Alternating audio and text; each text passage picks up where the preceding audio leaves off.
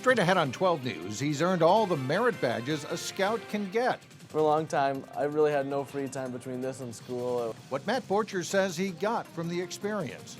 Then the challenge of getting from point A to point B. So part of it is if a kid can't get a job, it's going to hurt to have a job. And the study that could lead to better options. But first, the cost of getting home safe on a busy night like New Year's Eve. 12 News starts right now. Hello, everyone. If you plan on heading to a bar in the northwest suburbs for a New Year's celebration, the ride service Uber could get you home for a price. Chances are you'll have to pay a little more than normal to ring in the new year at the bars or clubs, but that could also be true for transportation. Delane Cleveland has more on what you should know if you hail a ride from Uber.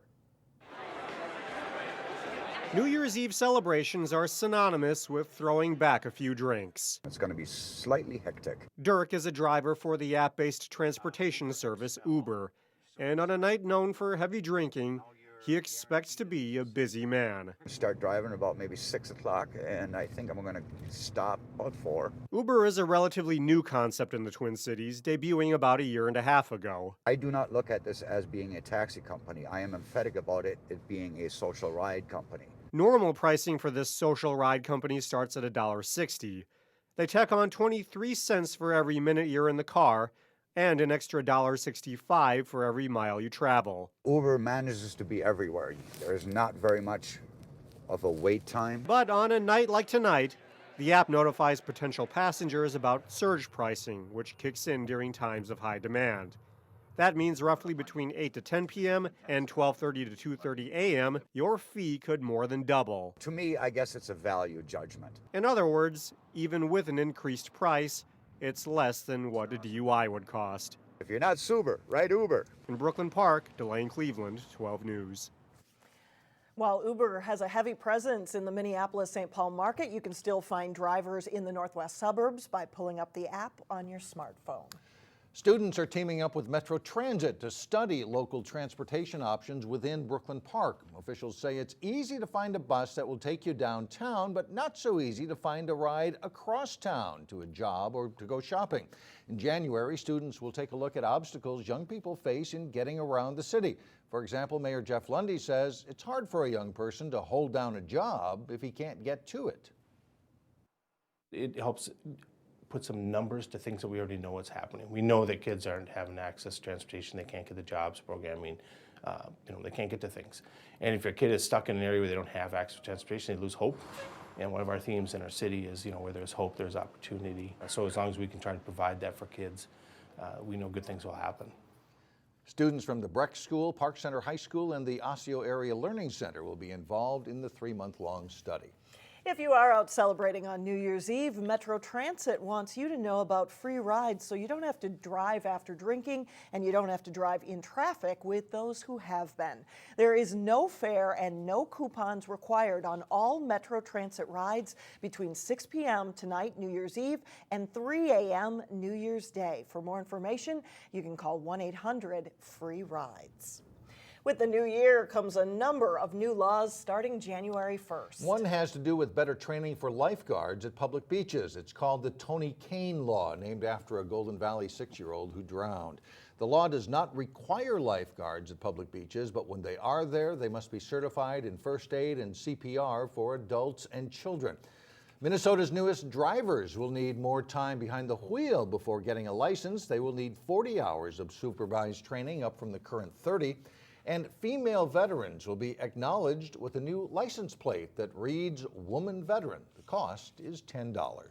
We are in a cold snap, and that could spell trouble for some homeowners. Last year, we had the freeze, of course, of the century. Even though many people were running their furnaces nonstop, they still had problems with water pipes bursting. Brooklyn Park Public Works officials say you can keep your water line from freezing by doing a few simple things. Wherever your water service comes into your home, in your utility room, if it has a door, keep that door open to make sure that it just doesn't have cool air settling down there at the lowest point of your home. If you leave your home for an extended weekend or for a week getaway somewhere warm, we hope, don't turn your heat down. Even though your tendency is to try and save a little bit on that, you don't want to come home to frozen pipes when you get back from your trip. This year, Hennepin County installed frost meters in the ground so officials can keep an eye on how deep the frost goes. If the frost gets deeper than 8 feet, it could cause problems. There's a new piece of equipment in the Brooklyn Park fire garage designed to help in case of the worst kind of emergency. So this feature allows us to do an outside briefing. I can put a map up here. I can display any number of different visuals. It's a command vehicle where officials can run an emergency operation on the scene. Fire Chief Ken Perlman says it will support emergency responders during a long-term operation that requires many people at an emergency scene. It has cameras, monitors, meeting spaces, and communications equipment on board. We would use it for large-scale emergency management events and have a mobile command post. We would use it across a variety of law enforcement events. And we would use it for community events so that we've got a mobile command post, a presence at that community event. It offers more space for commanders and for firefighters to warm up than the converted RV that it replaces. I promise that I will abide by the city's policies and ordinances. I promise I will abide by the city's policies and ordinances. It was a historic day for the fire department in Brooklyn Park. 18 firefighters sworn in on Tuesday as the city's first full-time firefighters. Chief Perlman says it's a rebirth of the city's fire department. He said there will be an unprecedented level of service and community engagement. The city opted to switch to the full-time to help address ongoing challenges of recruiting and retaining part-time firefighters. In the world of Boy Scouts, achieving the rank of Eagle Scout is the pinnacle. Crystal Teen didn't stop there. What he's managed to accomplish is unparalleled. I just kind of started welding, and I was like, cool, I'll make a satellite. From welding skills to life skills, 18-year-old Matt Borchards can't begin to count how much he's learned from Boy Scouts. Well, Scout means a lot to me. It really helped me, when I was in elementary school. It's like, that's who I hung out with, the Scouts, and it was just a cool thing, to get to do. What Matt can count is the 139 merit badges and the hours each badge took to earn over the past 7 years. I really had no free time between this and school. It was really rough, but I got through it. When you consider only 4% of all Boy Scouts reach Eagle Scout rank by earning 21 merit badges, Matt's 139 badges Yeah, it's heavy. I can barely do the Scout sign. It's always like, oh, my shoulder. pretty much make him a rock star in the scouting world. Matthew had the dedication to serve his troop beyond earning his Eagle. Ben Coder of the Northern Star Council says Matt's extraordinary achievement will be tough to match. In 2010, for our 100th anniversary, we had 4 historical merit badges that were offered, and Matthew was able to take part and actually achieve those merit badges as well, so 139 won't be matched, simply because our current total is 135. For Matt, some badges were more difficult than others. He built 10 bird signs for Bassett Creek Park, but the most challenging badges were signaling and aviation. I had to make a model plane, and I'd never built a model plane before, and they bought me the hardest model. Still, he never considered giving up, because as a young man growing up without a father, Matt figures Boy Scouts has given him so much more. I just wanted to keep going, earn all these badges, help my troop out, because they've given me so much, so I try to give back as much as I can. Matt is currently a freshman at St. Thomas studying biochemistry. And he did say it was hard to choose a college, hard to choose a career path just because he's done so many different things. Right. Coming up, the rush to save money on taxes on the last day of the year. And later in sports, Park Center's girls basketball team shoots for a tournament championship. We'll have the highlights. But first, 2014 goes out with a burr. Your AccuWeather forecast is just ahead.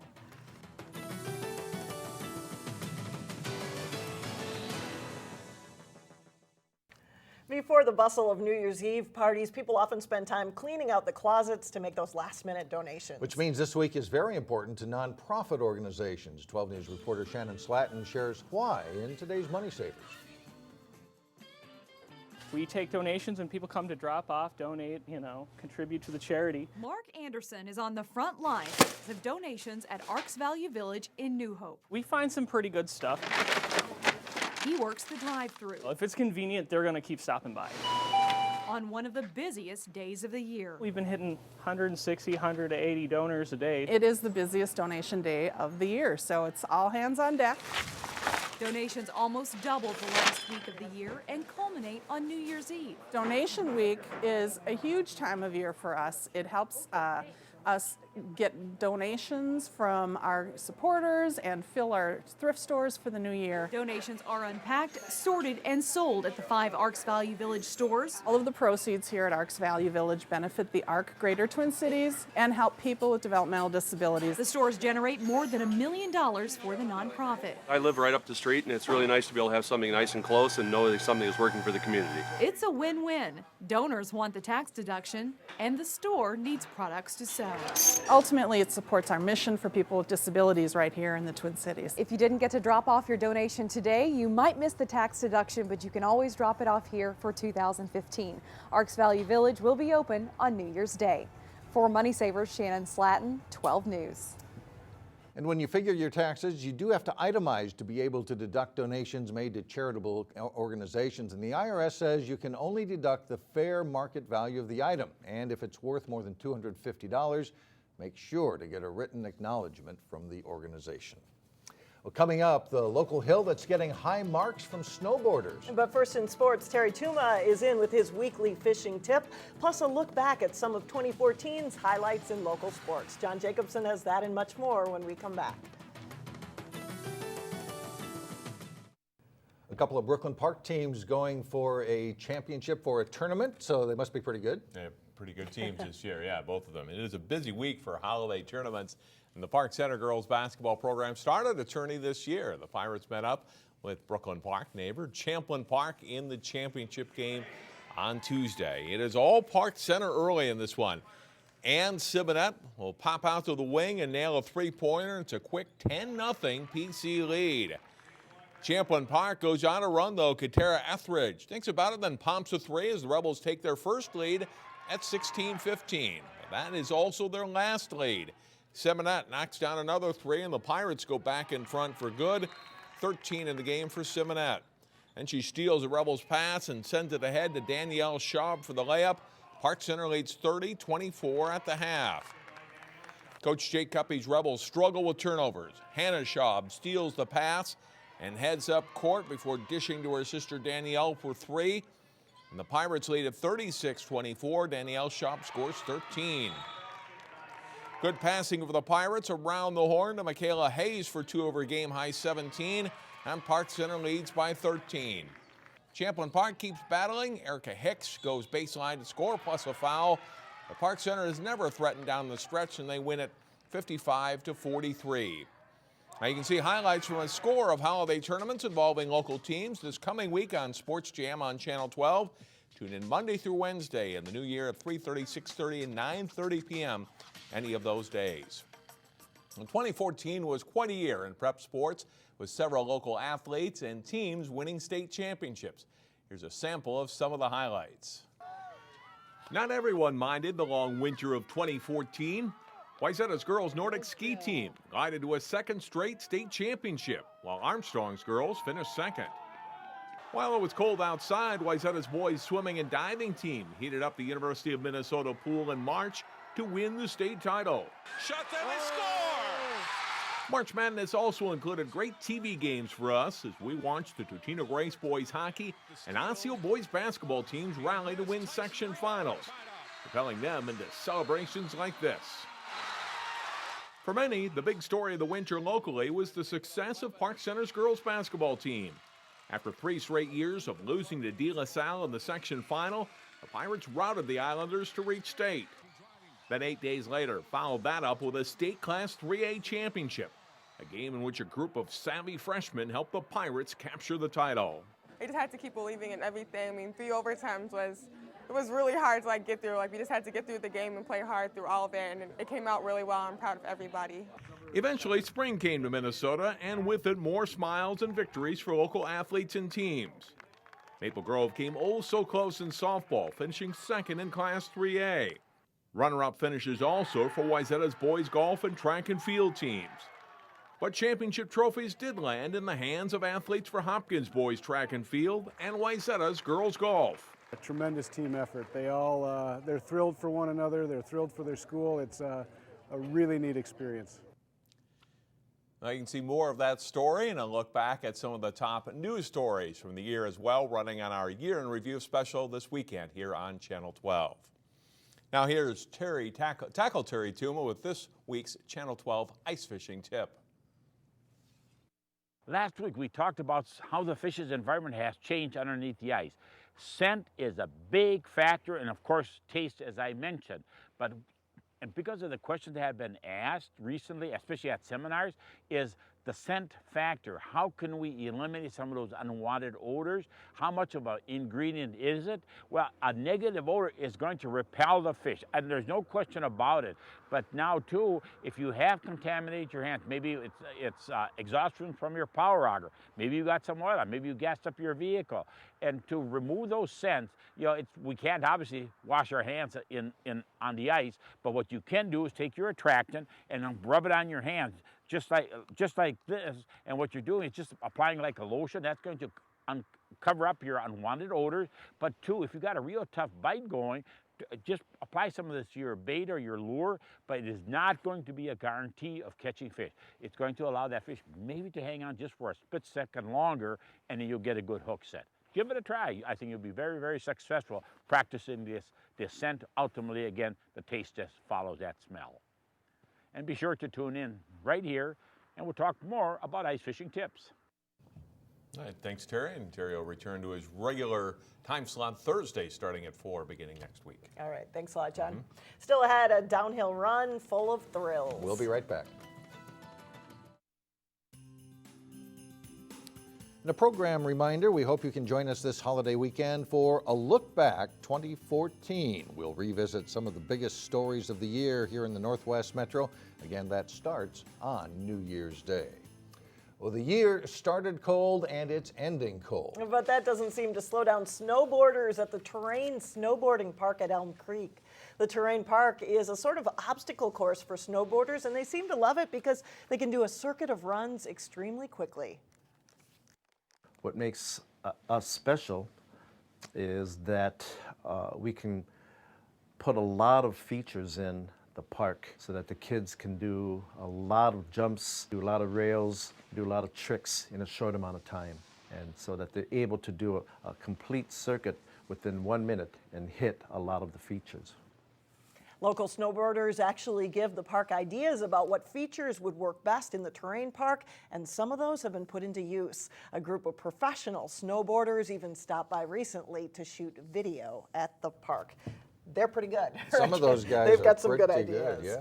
That does it for now. Have a safe and happy New Year. We'll see you in 2015. Community Corner is coming up next.